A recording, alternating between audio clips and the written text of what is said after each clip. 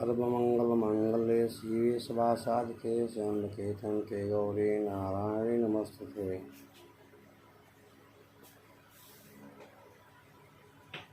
आज शास्त्री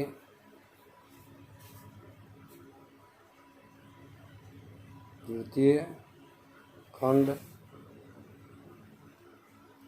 के छात्रों को अनिवार्य प्रथम पत्र के रूप में संस्कृत वाङ्मय का इतिहास विश्वविद्यालय के पाठ्यक्रम में निर्धारित किया गया है। उसी पाठ्यक्रम के अंतर्गत मैं डॉक्टर चंद्रभूषण तिवारी, जुत्थालाल संस्कृत महाविद्यालय मझौलिया, पश्चिम चंपारण,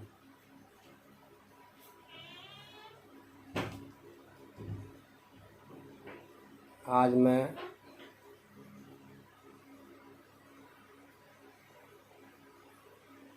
उन छात्रों को कथा साहित्य के संदर्भ में कुछ व्याख्यान देना चाहता हूँ। सर्वप्रथम मैं इस संदर्भ में यह कहूँगा कि कथा साहित्य की जो परंपरा है युगों युगों से आ रही है। रामायण में भी कथाओं का प्रचुर प्रवाह देखा जाता है।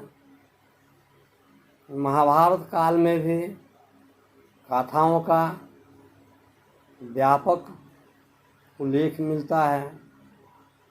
उससे पूर्व अगर कथा साहित्य के उद्भव और विकास की तरफ देखा जाए तो हम जानते हैं कि हमारे जो 4 वेदों में प्रमुख वेद जो ऋग्वेद है, उस ऋग्वेद के अंतर्गत भी कथाओं का उल्लेख मिलता है। इसलिए अगर हमारे भारतीय कथा साहित्य को विश्व के कथा साहित्य का जनक कहा गया है,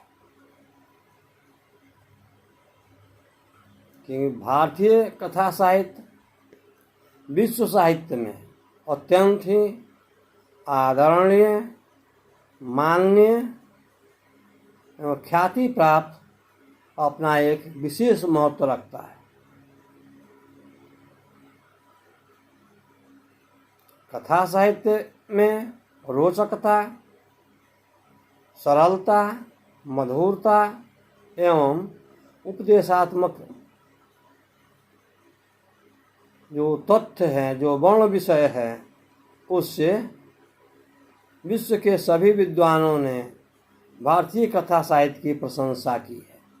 अर्थात विश्व के सभी कथा साहित्यों में भारतीय कथा साहित्य का एक अलग ही एक विशेष स्थान है। क्योंकि कथा साहित्य का हमारे लोक, वेद और नीति कथाओं से भी स्थान रहा है।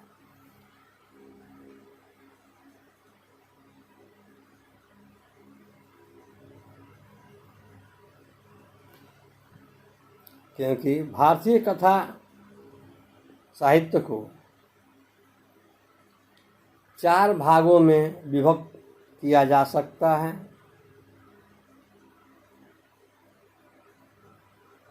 अद्भुत कथा, लोक कथा, कल्पित कथा, पशु कथा। इन 4 भागों में कथा साहित्य को बांटा गया है। फिर भी हमारे संस्कृत साहित्य की जो एक अपनी अलग विशेषता है, उसमें कथा साहित्य को 2 वर्गों में विभाजित किया जाता है। एक कथा साहित्य है नीति युक्त कथा और दूसरा है लोक कथा। नीति युक्त कथा वो है जिस कथा में नीतियों एवं उपदेशों का नीति एवं हितकारक उपदेशों का जो वर्णन है उसे नीतिकारक कथा में रखा गया है, और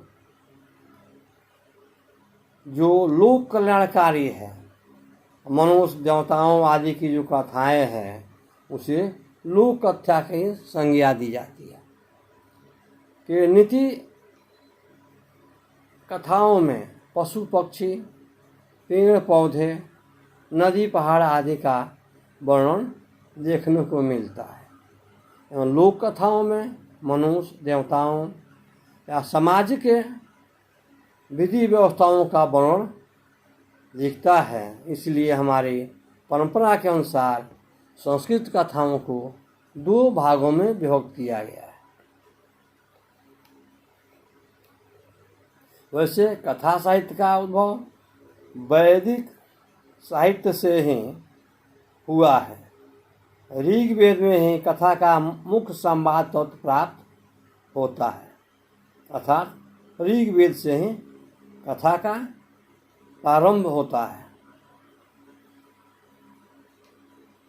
ऋग्वेद में ही मानवेतर जीवों को भी मानव का प्रतिनिधि बताया गया है, अर्थात जो मानवेतर जीव है, जो मानव से भिन्न जो जीव है, उनको भी ऋग्वैदिक काल में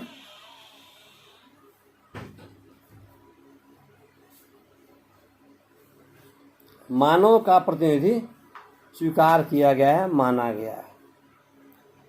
ऋग्वेद के 6 से 103 सूक्त में वर्षाकालीन जो मेढक की ध्वनि होती है, अर्थात वर्षा काल के आने पर जो मेढक अपना टर टर में के आवाज़ जो करते हैं, उसे हमारे मनुष्यों ने कहा कि वो वेद ध्वनि है, अर्थात मेढकों की वो वेद ध्वनि है। इसलिए हमारे पूज्य गोस्वामी जी ने रामचरितमानस में भी लिखा है, दादुर धून चहु दिशा सुहाई, वेद पढ़त जस बटु समुदायी। गोस्वामी जी के मतानुसार यह जो वर्षा ऋतु के आने पर मेढक जो अपनी आवाज़ करते हैं, बोलते हैं, तो लगता है जिस प्रकार बटुक लोग, सन्यासी लोग वेद की उच्चारण करते हैं, ठीक इस प्रकार मेढक भी एक स्वर से अपने आवाज़ों को बोलना शुरू कर देते हैं।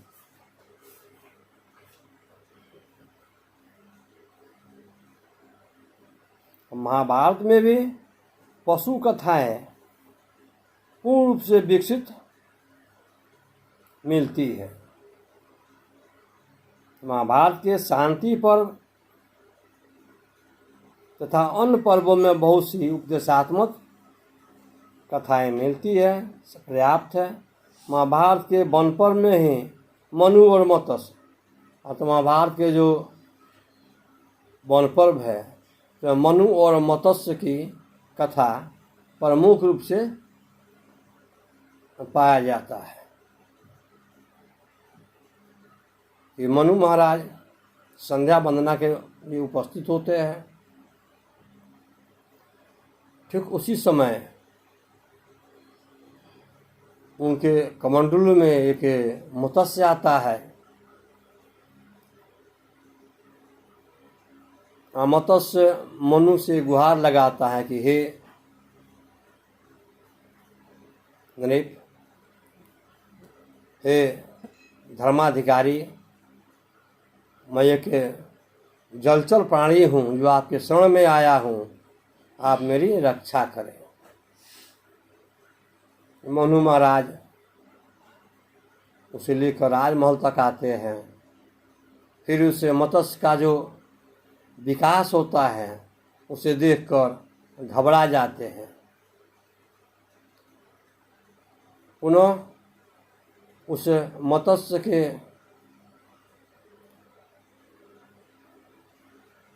संकेत सूत्र आवाज़ सुनकर उसे समुद्र में ले जाकर छोड़ते हैं। वहाँ मत्स्य ब्रह्म के रूप में, ईश्वर के रूप में प्रकट होता है और मनुष्य सृष्टियात्मक सृष्टि के उत्पत्ति का, सृष्टि के विस्तार का उपदेश देता है। इस प्रकार हम देखते हैं कि हमारे भारतीय संस्कृति में कथा साहित्य का बहुत पूर्व से ही प्रसार प्रसार होता आया है।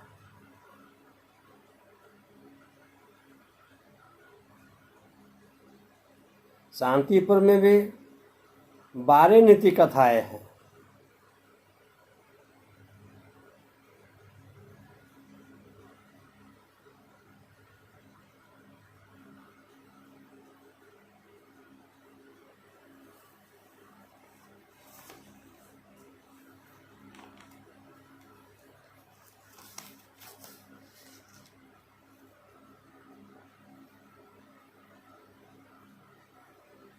जैसे नीति काव्यों का उद्देश्य क्या है? तो नीति काव्यों का उद्देश्य है, नीति कथाओं का उद्देश्य है क्या? कथाओं का उद्देशात्मक होना, अर्थात जिस कथाओं में उपदेश की, हित की बात होती है उसे हम नीति कथा के अंतर्गत रखते हैं। जैसे पंचतत्व एवं हितोपदेश। पंचतत्व और हितोपदेश की जो कथाएं हैं वो नीति निर्णायक एवं हितकारिक है, इसलिए इन कथाओं को नीति कथायुक्त नीति कथा के अंतर्गत रखा गया है।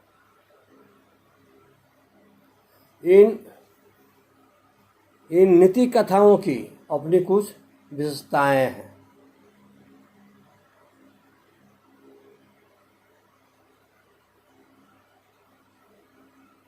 जैसे यह जो नीति कथा है सरल होते हैं, बालोपयोगी होते हैं। अर्थात कहा गया है कि जो छात्र या बालक मंद बुद्धि का होता है, जिसे परिपक्व बुद्धि प्राप्त नहीं रहती है, वैसे अल्पज्ञ छात्रों को, वैसे मंद छात्रों को, वैसे मंद बालकों को इन नीतिकारक, उपदेशकारक कथाओं को सुनाकर ज्ञान वर्धित किया जाता है। इसीलिए कथाकारों ने कहा कि कुछ कथाएं बालोपयोगी थी, अर्थात बालकों के विकास के लिए उपयोगी होती। ठीक उसी प्रकार यह जो नीति कथा है मानव के अतिरिक्त जीव जंतु पशु पक्षी से आश्रित होता है, संबंधित होता है। इन कथाओं में पशु पक्षी की कथाएं भी आती हैं। जैसे हितोपदेश में व्याघ्र पथी की कथा, फिर बिलाट और गिद्ध की कथा, यह सब हितकारक है, नीतिकारक है।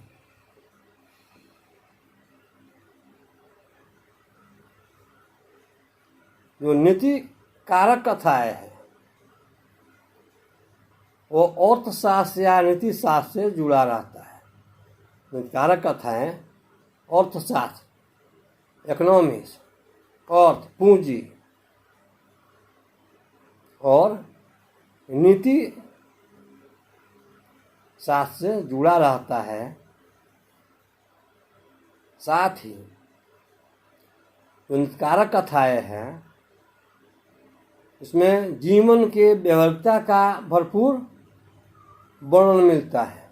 जीवन में मनुष्य को कैसे क्या करना चाहिए, कब क्या करें, अपने गुरुओं के साथ, अपने बड़ों के साथ किस प्रकार का व्यवहार करें, अपने अनुजों और मित्रों के साथ कैसा व्यवहार करें, इन सब बातों का नीतियुक्त कथाओं में विशेष रूप से वर्णन मिलता है।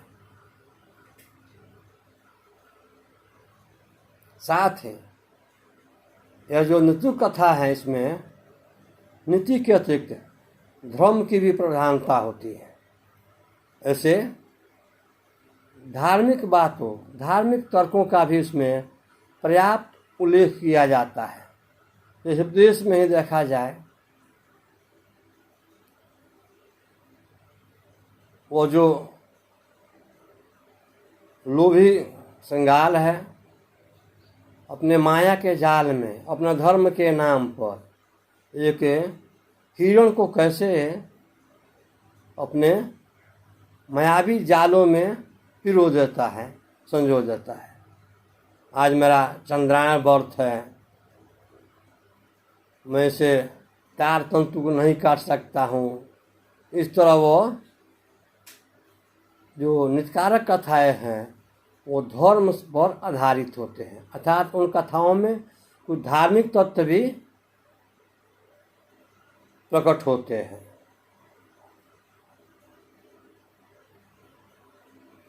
इन धार्मिकता के अलावा नीति कथाओं में व्यवहारिकता, सामाजिकता, सदाचार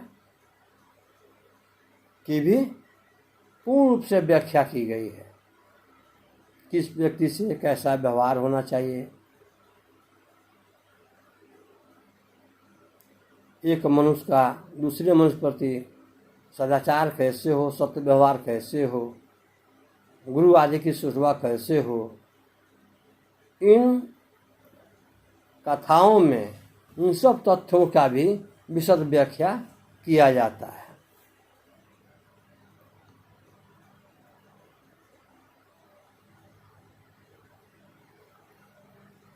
इस सब तथ्यों के अतिरिक्त यह जो नीति युक्त कथा है, नीति कथा जो है, नीति कथा के अतिरिक्त एक मुख्य कथा जो है, जैसे व्याघ्रपथी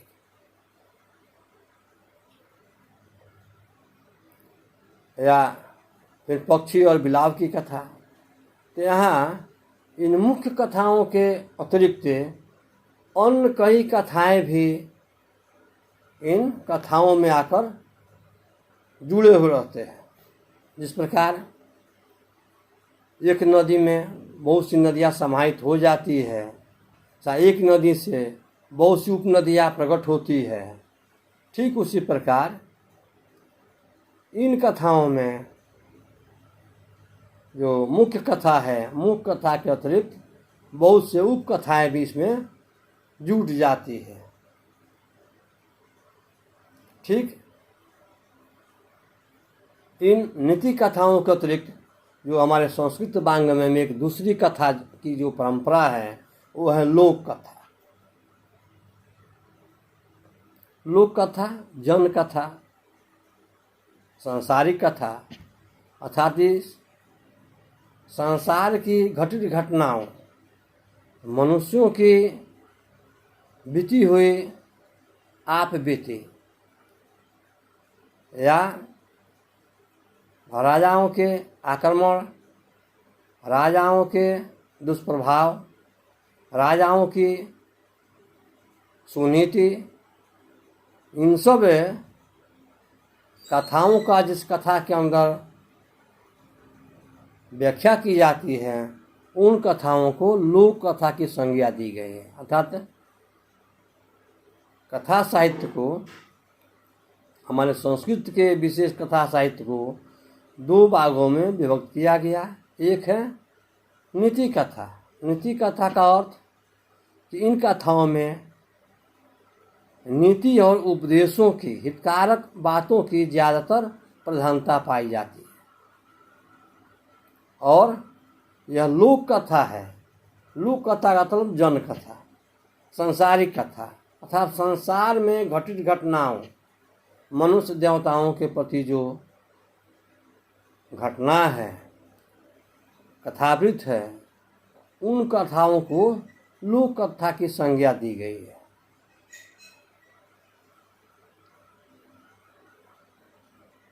अतः संस्कृत साहित्य में इन गाथाओं का एक विशेष जन कल्याणकारी भूमिका है।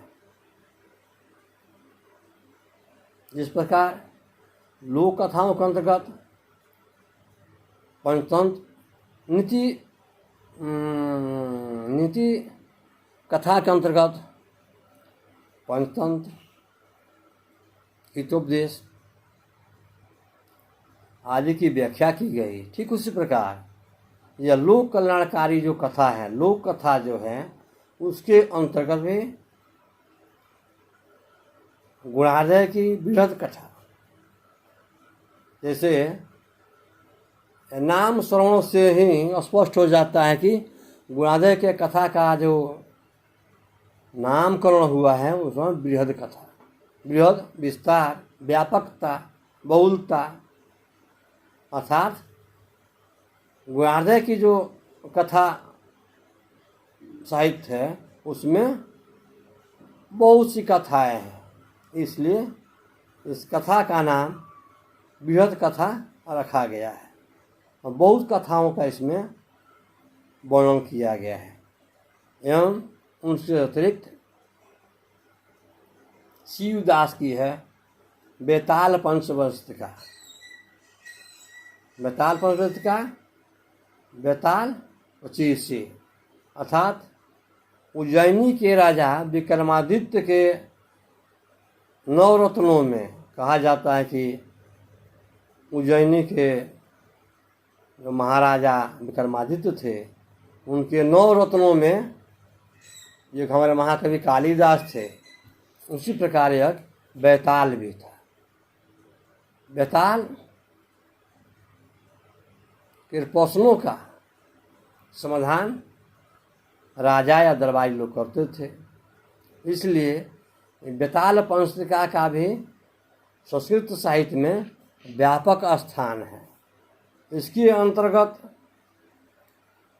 बहुत सी कथाएं आती है, जिसकी रचना 12वीं शताब्दी में की गई थी। एक और कथा है सिंहासनवती सी। सिंहासनवती सी अभी राजा विक्रमादित्य से ही संबंधित है। जब राजा सिंहासन पर बैठना चाहते हैं तो वो जो उनकी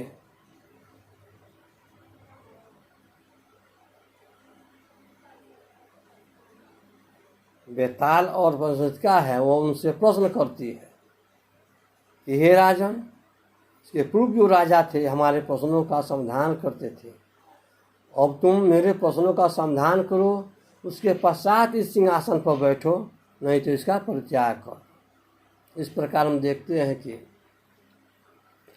संस्कृत वाङ्मय में, संस्कृत साहित्य के इतिहास में जो कथा साहित्य का स्थान है वो अत्यंत ही व्यापक है और इन कथा साहित्यों से मानव मस्तिष्क,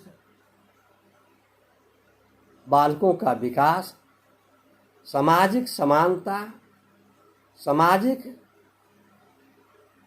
हित एवं समाज में धारण करने वाले धर्म का भी विशेष रूप से उल्लेख किया गया है। अतः यह कथा साहित्य जन कल्याणकारी है।